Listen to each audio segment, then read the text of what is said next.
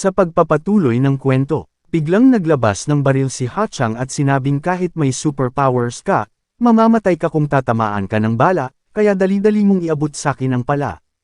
Ibinato lang ni Choi ang pala kay Hachang at sinabing, kunin mo ito, ngunit ito ay medyo mabigat. At ang pala ay nahulog sa binti ni Hachang, na nagdulot ng matinding sakit sa kanya. Ginamit ni Choi ang pagkakataong ito at tinamaan si Hachang sa mukha at pinaalis siya, ngunit biglang pumasok si Hujan sa loob ng silid at sinabing, nag-alala ako dahil nakarinig ako ng malakas na ingay. Tumingin si Hujan sa paligid at hindi niya naiintindihan, si Choi ay naging kontrabida, kaya umatake siya sa kanya. Galit na sinabi ni Hujan kay Choi na naniniwala siya sa kanya, at ginawa pa rin niya iyon, kaya huwag isipin na babalik ka ng buhay. Inatake ni Hujan si Choi, ngunit pumagitna si Hulin at sinabihan si Hujan na itigil ang pag-atake. Kaya, nagtanong si Hujan, bakit niya tinutulungan ang isang kaaway, at ipinakita ni Hulin kay Hujan ang lahat ng kanyang alaala, na nangyari kamakailan. Iniisip ni Choi na ang Iron Monster Core ay nakakabilib.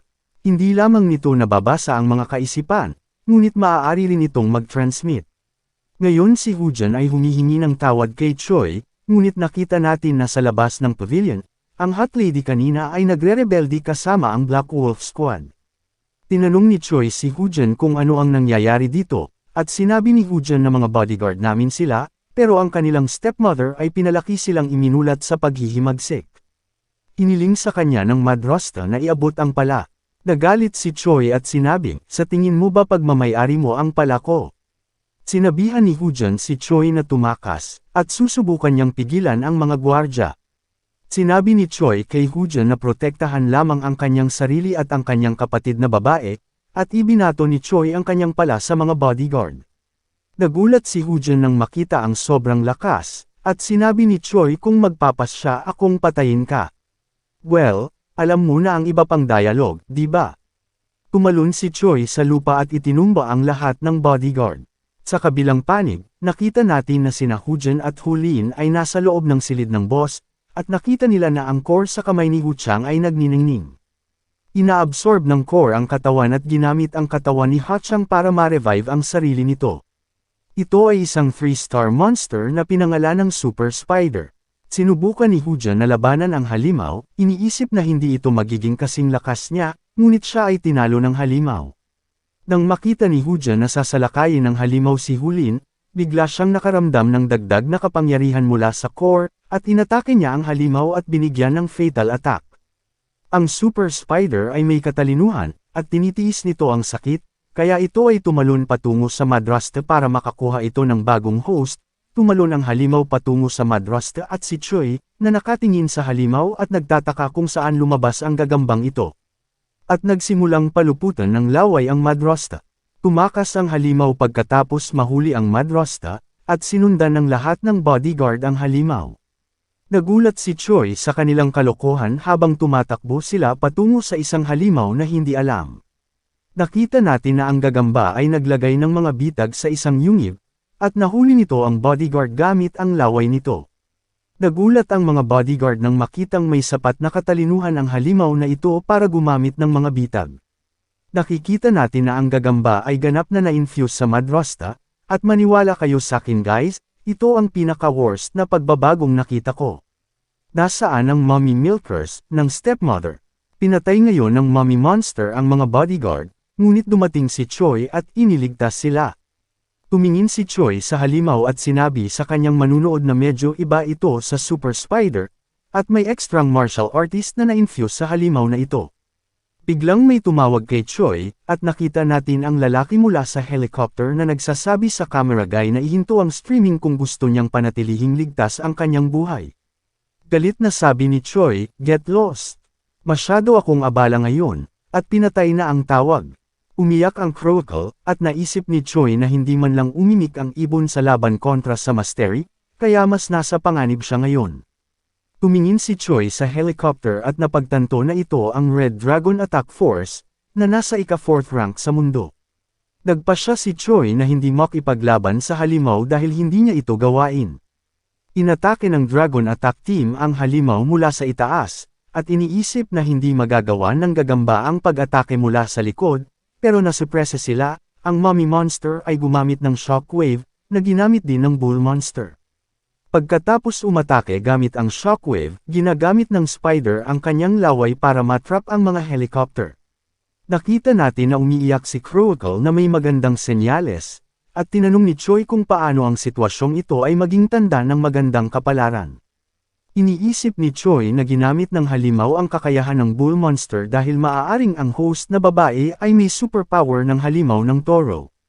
Plano ni Choi na tumakas mula rito nang hindi nilalabanan ang halimaw na ito, ngunit sinimulan siya ng mga Diyos na makipaglaban, at sinubukan ni Choi na mga tuwiran na hindi niya kayang labanan ang halimaw na iyon, ngunit ang Diyos ay nagsabi sa kanya na ang kanilang mga donasyon ay naka-standby, at pagkatapos marinig ito, si Choi ay sobrang nasasabik at sinabi na ang real streaming ay magsisimula na ngayon. Ang pinuno ng Red Attack Squad ay lubos na nabigla nang makita ang isang variant na halimaw na nalipol ang buong squad. Ang pangunahing dahilan kung bakit sila natalo ay dahil sa memory ng Madrosta. Ang halimaw ay nagkaroon ng lahat ng kaalaman tungkol sa teknolohiya dahil sa kanya. Ngayon ay inaatake ni Choi ang halimaw, at nang makita ng Spider ang pala, nakaramdam siya ng takot mula rito, at naniniwala siya na dapat niyang sirain ang pala. Plano ng halimaw na i-absorb muna sina Hujan at Hulin para lumakas at para makalaban ng maayos, kaya lumipad siya patungo sa kanila. Napagtanto ni Choi na hinahabol ng Mummy Monster ang magkapatid na iyon, ngunit huli na siya para abutan pa. Napansin niyang humahaba at bumibigat ang pala niya, at hindi na niya ito may galaw. Nais niyang i-shrink ang pala at maging maliit. Laking gulat ni Choi, talagang lumiit at lumiit ang pala. Napansin ni Choi na may bagong marka sa pala, at naniniwala siyang ito ang bagong donasyon na ginawa ng Diyos, kung saan makokontrol na ni Choi ang haba ng pala. Ang mga taong nanunood ng livestream ay namangha nang makita ang pala ay maaari nang magbago ng hugis at sukat. Inilagay ni Choi ang isang dulo ng pala sa lupa at tumayo sa pala upang malakbay niya ang distansya gamit ang pagtaas sa pala. Sa kabilang banda, nakita natin na nahuli ni Mummy Monster sina Hujan at Hulin, at habang papatayin niya sina Hujan at Hulin, may biglang sumulpot sa likod ng halimaw, at nakita natin na ang pala ngayon ay parang isang napakahabang poste mula sa isang stripper club. Sinubukan ng halimaw na umatake gamit ang shockwave, ngunit pinaliit ni Choi ang pala at sinira ang core ng Mummy Monster. Ngayon sina Hujan at Hulin ay nagpasalamat kay Choi sa pagliligtas ng kanilang buhay, at tinanong ni Hulin si Choi kung siya ay aalis na dito. At sabi ni Choi pagkatapos ng lahat, natapos na niya ang lahat ng trabaho niya rito, at nagri-ring din ang pala, ibig sabihin ay may nangyari sa fortress. Inalok ni Hulin ang sarili at tinanong kung pwede ba siyang sumama kay Choi. Lumapit si Choi kay Hulin at ginamit ang chakra para ipakita sa kanya ang sarili niyang nakaraan. Si Hulin ay nabigla nang makita ang nakaraan ni Choi. Sinabi sa kanya ni Choi na dapat niyang tahakin ang landas na ito ng mag-isa, at dumating ang isang helicopter upang sunduin si Choi. Ngayon nakita natin na si Choi ay tumitingin sa balita, at ito ay tungkol sa kung paano niya natalo ang Variant Spider, na kahit ang Red Dragon ay hindi kayang talunin. Sinasabi ng news lady na dahil sa insidenteng ito, nagbago ang rank ng mga hunters sa Monster Association. Sa kasalukuyan, ang first rank ay ang dakilang bayani ng Africa, na humarang sa hukbo ng mga entropy ng mag-isa, at ang kasalukuyang nasa 5th rank, ay ang karakter na naging sanhi ng biglaang pagbabago sa rangkang ng Monster Association. Ay si Cameraman. Sabi ng eksperto, may pagdududa siya na baka halimaw ang pala, dahil sa mundong ito, maraming halimaw tulad ng fortress na hindi mga organic beings, kaya mayroong isang posibilidad na ang pala na ito ay maaaring isang unknown monster. Iniisip ni Choi na mas mabuti kung iisipin nila ang pala sa paraang iyon kaysa malaman ang kamatayan nila, at nakita natin na kasalukuyang lumilipad ang helicopter sa ibabaw ng Sea of Death. Biglang nasiyahan ang mga Diyos at tinanong si Choi kung handa na ba siya, at nagtataka si Choi kung bakit sila biglang nagkaganito. Ang crow ay nagbigay ng masamang senyales sa pamamagitan ng pag-iyak. Isang napakalaking halimaw na parang langgam ang umatake at sinisira ang helicopter. Tiningnan ito ni Choi at napagtanto niyang entropy ito, ngunit nabigla siya dahil may entropy dito na napakalayo mula sa Africa, at ang halimaw na ito ay isa ring variant na may mga pakpak. Bago pa man atakihin ni Choi ang halimaw, tumingin ang halimaw kay Choi at umalis na lang doon ng napakabilis. Ngayon, nakarating na si Choi sa kanyang sariling bansa, at nakita natin na hinihintay ni Ilam si Choi upang sunduin at dalhin siya sa Tempest Headquarters. Ngunit itinanggi ito ni Choi at sinabing pupunta siya ng kanyang sarili at hindi na kailangan ng anumang tulong. Sinabi ni Ilam na nagdala siya ng isang Bugatti upang samahan siya, kaya dapat siyang sumama. Nagalit si Choi at sinabing, may lihim ka bang motibo? Galit na tanong sa kanya at sabihin sa kanya ang lahat.